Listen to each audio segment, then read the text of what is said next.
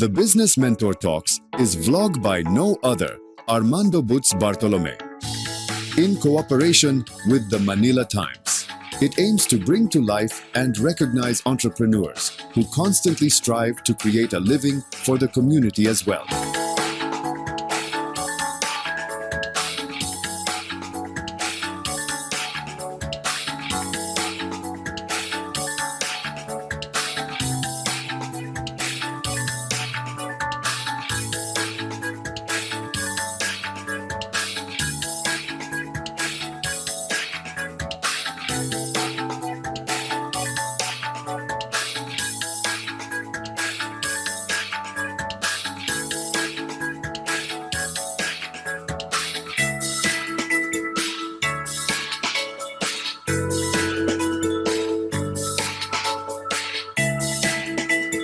Listen to the Business Mentor Talks with Butz Bartolome.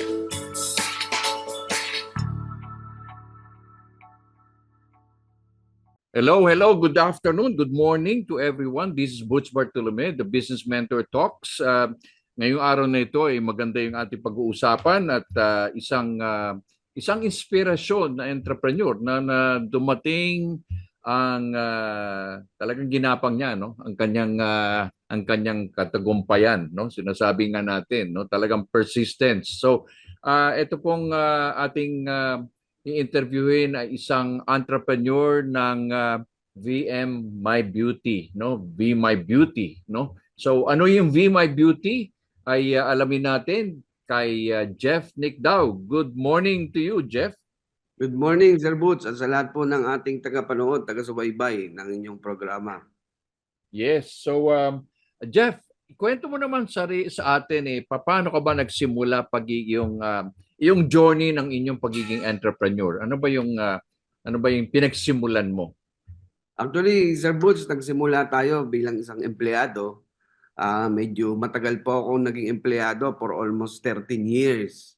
Mm-hmm. And masasabi natin na na-witness natin doon na talagang ang being employed hindi masama, pero kung ikaw ay yung tipong mataas ang pangarap, medyo lilihis ka ng daan para ma-achieve yun. At isa ang pagiging entrepreneurship ang naparaan para ma-achieve natin yung mga mitiin natin sa buhay. For 13 years, Sir Butz, employed po ako as salesman. So talagang kahit empleyado po ako, may dalawa po tayong anak, nag-aaral, at yung aking may bahay, talagang pinatutukan ko yung mga bata sa kanya. So in short, tayo po yung breadwinner. Kanya naman talagang since kulang yung ating sinusweldo, kung ano-anong side hustle ang ating ginagawa o yung mga sideline ba. Andiyan yung nagtitinda tayo ng mga tosino, longganisa sa mga kasama natin sa trabaho. Tupperware, pinasok po natin yan. Until nung na-promote po ako as supervisor, nagkaroon ako ng ekstrang oras, pagtataksi naman po ang ating sideline. So after para bang kumbaga kulang na lang ang yung air no? Kumbaga maging piloto ka no? Kumbaga land at ano. But Jeff, maikwento mo yung pagiging taking toll on your health, no? Nagkaroon ka ng isang yugto sa iyong buhay na hindi mo siguro makakalimutan, ngunit ang laki ng paghahamon sa iyo. So ano ba 'yon? Ano nangyari sa iyo? Yung pagtatrabaho mo? Opo, nakwento ko sa inyo na medyo siguro noong mga panahon na pagkasipag-sipag natin, talagang naabuso natin yung katawan. Kumbaga, ganyan naman po pagdating ko ng 40 years old. Kahit po meron tayong successful na franchising company, ang problema po, sir, tinamaan po yung ating likod, yung spine. So, yung tawag nilang disc bulge, yan po yung aking karamdaman. May lumabas po sa aking base na talagang pumipinch sa mga nerve ko down to my left leg. So, ang tendency po talaga, severe back pain. Kaya talagang, kumbaga, ito po, tama kayo, no? Yun yung pinaka-saddest part ng yugto ng buhay ko. Yung hindi po ako makatayo ng matagal, hindi ako makalakad ng malayo, tayo, upo, higa, lakad, puro aray po talaga yung aking nararamdaman. Ang pahinga ko na nga lang po sa aray, tulog. Pag nakatulog na, yun. So, Okay. Pero ito ba, itong sakit na ito ay ganong katagal mo ininda yan? Almost 2 years, sir, since 2020. Akala Mm-mm. ko ito yung sakit lang na bukas, makalawa, baka wala na, yung mga tipong ganun, ano? Kaya lang tumagal po siya ng 1 buwan, 5 buwan, 6 na buwan, 1 taon. So talagang sabi ko, grabe, talagang yung dusa, Sir Butch, yung level kasi ng pain talagang mataas, 8 to 10 ang level ng pain ko. Kaya kung ano Mhm. painkiller yung iniinom ko, andiyan yung pregabalin, Norgesic, Arcoxia. So talagang medyo malala po yung aking karamdaman. Kanya lang ayoko magpa-opera kasi yun yung nire-recommend ng aking doktor. Bubuksan daw yung spine ko para alisin yung lumabas na disc bulge. Eh ako naman Aha. hangga't maaari, kung may alternative, eh talagang susubukan ko muna. Kaya naman nagpa-physical therapy tayo, nagpa-chiropractic tayo, nagpa-acupuncture tayo. Kanya wala rin po talaga. Talagang temporarily nare-relieve pero after ilang oras, balik na naman siya, ganun. Kaya nga, So in other words, Jeff, talagang kumbaga sinaliksik mo na lahat, no? Hinanap mo na lahat kung ano yung magiging cure, no? Pero ano nangyari sa iyo? Anong sitwasyon mo noon as an entrepreneur? Paano 'yon? Paano ka naghahanap buhay kung ikaw ay kumbaga sobrang sakit ang iniinda mo? Paano 'yon? yun sir, tiis pogi. Ang worst nga po, yun, iinom ka ng painkiller, yung mga nabanggit kong gamot na matitindi. Kasi magpipresent po ako ng franchising company ko, alangan naman puro aray marinig sa akin ng kliyente, iinom talaga muna ako bago ako mag-present. Yun nga lang, talagang na-immune na rin po yung katawan ko dumating in time. Hindi na Mm. tumatalab yung gamot. Kaya hanap po ako ng hanap ng alternative solution dito sa problema ko dahil talagang Sir Butch, umabot talaga na masabi ko hopeless na po. Siguro kung nagkita tayo nun Sir Butch, sabihin ko sa'yo, kahit kindatan mo lang ako, basta mapapagaling mo ako, bibili yung company namin. Yeah, yeah, right. But anyway, so what happened? Ano nangyari doon sa ginawa mo? Ano naging turnaround, Yun Jeff? sir, bali may nag-offer sa akin ng Dear Placenta. One of my friend in-offer sa akin na baka raw makatulong. So, siyempre, dahil nga sa isang taong hopeless na, eh talagang kakagat po ako, no? So, umattend po ako sa kanilang seminar nung produkto. Pagkarami-raming tao sa booth, grabe, dami bumibili. So, pinag-aralan ko rin, ano ba yung Dear Placenta? Only to find out na talagang medyo nakakatulong siya sa mga pain, sa healing Mhm. process. So yun nga po, na sold naman tayo. Kaya lang po, nung bibili na po ako, ayaw akong benta ng isang bote. Ang kailangan daw 7. So 20,000, imagine mo isang bote that time, 2020. Ngayon, I think nasa 25,000 na po sila. Tapos times 7. Eh kaya ko naman po bumili, may negosyo naman tayo. Kaya lang nakita ko yung opportunity na sabi ko, ang gandang negosyo nito ah. Kasi nakita ko, Sir Butch, ang daming bumibili. Sabi ko, pwedeng inegosyo. Inalam ko kung paano yung procedure. Ano? Naalaman ko na galing daw sa Singapore yung produkto. So, to cut it short, Sir Butch, lumipad tayo ng Singapore para magpa-formulate ng sariling brand. Pero Tapos, teka, bumili ka ba nung yung sinasabi mong Dear Placenta? yung Sinubukan mo ba passport, o Sir Butch, bago hindi. o Instead o na bumili ko, agad-agad talaga, Sir Butch, lumipad ako doon sa Singapore. So kaya yung nagbebenta sa akin hanggang ngayon hindi kami nagkikibuan sa boots kasi hindi ko na binilan, kinalaban ko pa. Parang ganun yung nangyari. So hindi ako bumili noon kasi nga medyo na-disappoint ako kasi bakit kailangan 7 agad? Pwede namang baka pwedeng pa isa-isa muna kasi baka hindi naman hiyang, parang ganun ano. So sabi ko, ang naisip ko Sir Boots, ako magparating dito, ako magbebenta ng bote-bote sa Pilipino. correct, correct. Pero ano ba ang effect, anong effect sa iyo? Okay, Yun so po, let's no? go. So, Yung ba ang naging nilay po cure? ako lumipad ng Singapore 2021, then dumating po yung ating produkto October 2021. So, 10 Mhm. bottles yung initial sample. So, yung 5 bote, tinabi ko, yung 5 bote, pinadala natin sa FDA para ma-certified po, ano? Yun po, sinubukan ko yung October, November, December. Sir Boots, naka-4 na bote pa lang ako in 3 months.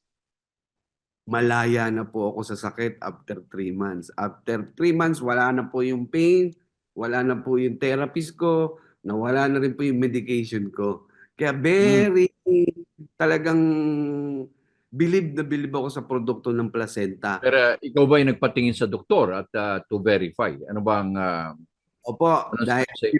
beforehand po talagang nagpa-MRI na tayo, no? Oh, Doon nga na-discover na may disc bulge po ako. Then after ko po mag-take nito at after kong maramdaman yung ginhawa, syempre, 2022 of January, Sir Boss, nagpa-MRI po tayo uli. At lumabas po doon na nawala na po yung disc bulge, yung lumabas na ganyan sa aking balakang, sa spine. So wala na po yung pumipisil sa mga ugat ko. So yun okay. yung reason kung ba't nawala din yung pain. Mm. So ano sabi ng doktor mo? I mean, I'm sure nagkaroon Nagulat yung doktor comparison. kung ano nangyari. Sabi, nawala yung disc bulge. Uh, Kumbaga, sabi ko, Dok, ito po yung ininom ko, o maganda pala yan, edi ganyan, gano'n, tuloy mo. So in short, even siya na-amaze, no, na nakatulong yung placenta. So sabi mhm. kung nakatulong sa akin to, Sir Butch, maaaring makatulong din to sa katulad ko may ganun karamdaman. Kaya Good. naman na yung ginawa nating negosyo. So from the pain, in other words, nagkaroon ka ng physical pain. Nagkaroon ka rin ng pain in looking at opportunity, di ba? I mean, in other words, the pain point na-identify mo na may opportunity pala, no? So ano, fast forward, ano na ngayon ng anong ginawa mo? Ikaw, so paano mo pinalawak yung in-expand yung iyong business? Way back 2021, Sir Boss, kung matatandaan mo, under pandemic pa po tayo niyan, hanggang 2022. So ito, sinimulan ko po na i-market through online. Social media lang po. Nung nakikita na po tayo sa social media, medyo may mga nag invite na po sa atin sa mga TV station para ma-interview tayo, ma-introduce yung napakagandang produkto. So from Mm. there po, medyo marami-rami po tayong istasyon na naikot. Lahat po ng station halos pinasok natin. So nakatulong po siya para lalong mai-boost yung orientation o yung information na meron na pong Filipino-owned company selling deer placenta. So yun, through social media, through TV network, radio, print ads, talaga pong medyo lumagana po tayo dyan. Kaya naman mas Gaano kalawak na itong negosyo mong Deer Placenta na ito? Sir Bus, sa ngayon po, lumalabas na po yung ating produkto global. Nakakapag Mhm. tayo, although wala pa tayong branches abroad, pero nasi-ship po natin siya international po. Europe, US, Australia, UAE, name it, buong Asia na ano po natin. Up to Africa, Sir Butch. Ngayon po, nagre-register tayo sa South Africa. Oh, malaki ha. So ito ay proudly, but again, it's outsourced from Singapore, di ba? I Yes, mean, pero ikaw ay under your own brand, correct? yes, sir. Opo. Oo. So basically parang lumalabas nagkaroon ka ng mission, no, na to make this Dear Placenta affordable. So ano ng mga testimonya sa mga natanggap mo na Jeff? So Sir, far, yeah, from kung sa akin, no, kasi bias kung sa akin lang. Sir, talagang sobrang bahana po yung ating testimony. Mm-mm. Across the Philippines, yung all types of illnesses. Ang pinaka masasabi ko lang, sir, na medyo significant sa amin is yung stage 4 lymphoma. So meron siyang stage 4 na cancer, which is yung lymphoma po. Talagang pumunta sa opisina, nagmasid-masid, nag-observe. Binulungan pa ako, sir, hindi po ako stage 1 ha. Stage 4 po ako. Then yun, sir, nag-try. Nag-try ng aming 6 months therapy program. After 7 battles niya po, balik po siya sa opisina. Nag-testify po siya na na-clear po ang kanyang cancer cells sa lymphoma dahil po sa produkto natin. So sabi ko, grabe, napakarami nating pwede pang matulungan kung ganyan ng ganyan kaganda pa talaga yung produkto mo, ipakalat pa natin, sir. Oo, yeah. So basically, ganito yan, Jeff. Anong nangyari ay kung halimbawa merong isang tao na gustong sumubok, di ba? Ano ba ang mga initial na mga dapat niya makikita? Kasi expectations baka naman Opo, tama ano din po. natin magkaroon ng di ba? Pag Claim sinabing po. no, ano sinasabi na parate Duty claim. no approved therapeutic claim, okay? Opo. Pero Anti- I'm sure marami ka ng testimonial. But paano ba masasabi na paano yung initial stages ng isang tao na kukuha nito? Ano ba yung mga effects or ano ba yung makikita niyang pagbabago? Or may nakikita ba siyang pagbabago within 1 month, Opo. 5 days? O ano bang observation mo dyan? Sir Butch, no, ang lagi kong invitation sa mga pasyente is talagang subukan lang muna. Huwag na po nating palalawakin muna. Subukan mo yung produkto, from there, matitest mo siya, may experience mo. Depende po kasi sa absorption ng ating katawan. Ano? Sa akin po, in my case, 3 months nung ko naramdaman talaga na medyo talagang grabe yung relief na nabigay sa akin o yung nasolusyonan na problema kong matagal na halos 2 taon. Meron naman po, Sir Bud, actually, kaninang umaga, wala pa 1 linggo, meron siyang diabetes. Talagang tumawag ngayong umaga lang na, Sir, pasalamat ang pasalamat, Sir. Walang binanggit ko di po. Thank you, guminawa po ako. Pero hindi ito placebo effect kasi may mga tao na alam mo yung placebo, Jeff, di ba? Yung nasa isip, di ba? Yung bang kumuha ako nito pero oy gumaling ako pero hindi ito placebo na contemporary, di ba? May science po talaga behind this. Ano? 19th, alam mo ba, Sir Butch, 19th century pa pala na pag-aralan ng mga scientists na ang placenta pala ay napakayaman sa growth factors na kailangan ng ating stem cells sa loob ng katawan. Meron po kasi tayong stem cells sa katawan. Yan po yung ating healing mechanism.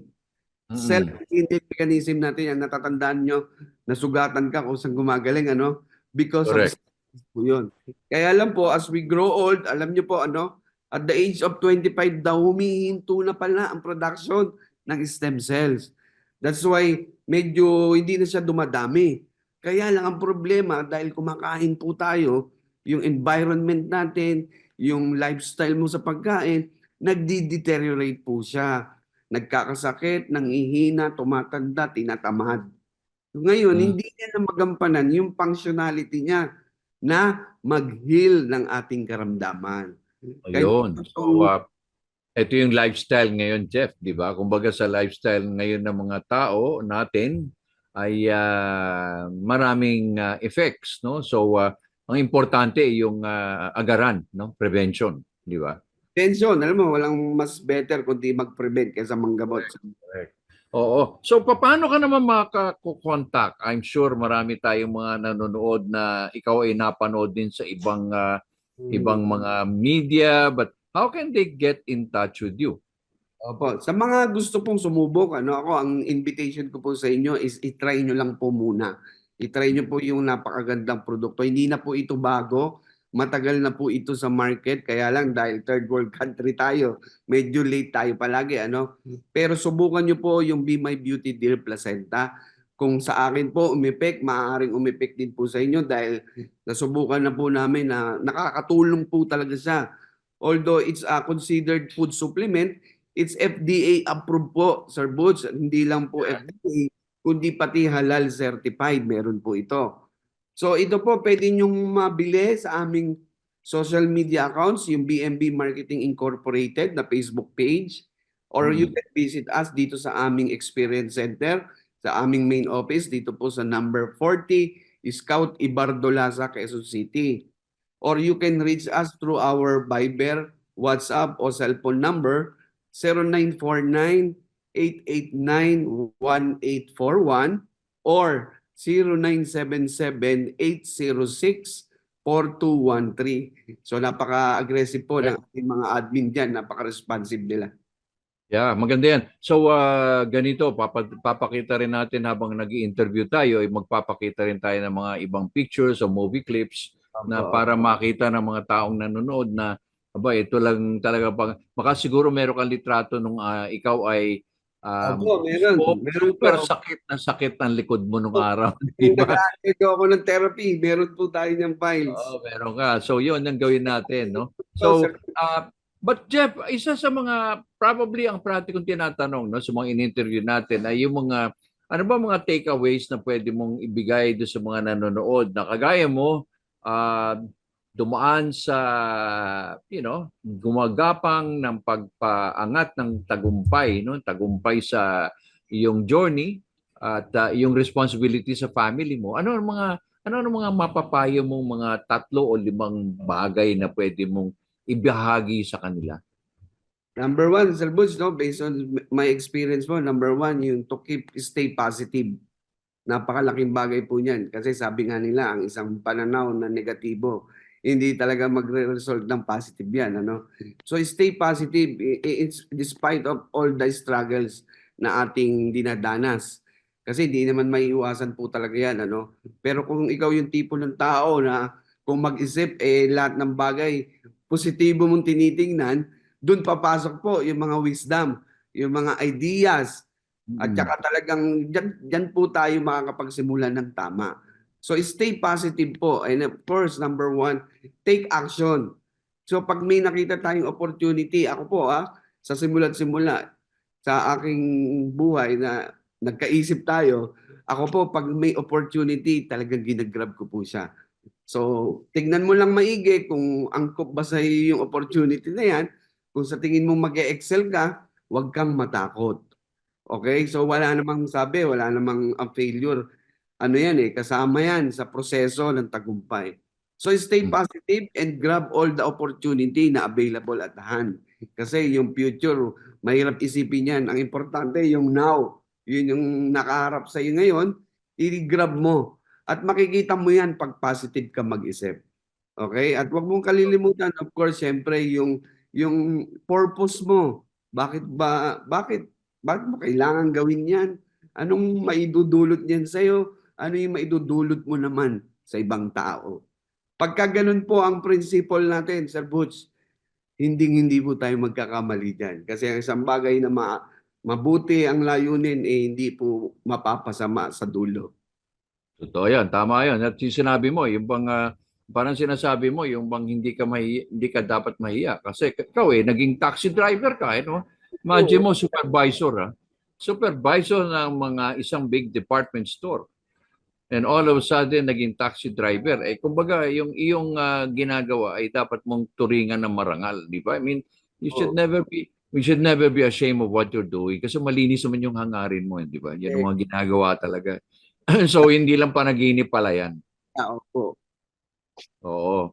So, yun ang ano doon. So, again, Jeff, maraming salamat. At again, more power to VM My Beauty and also, again, proudly Filipino conquering the world.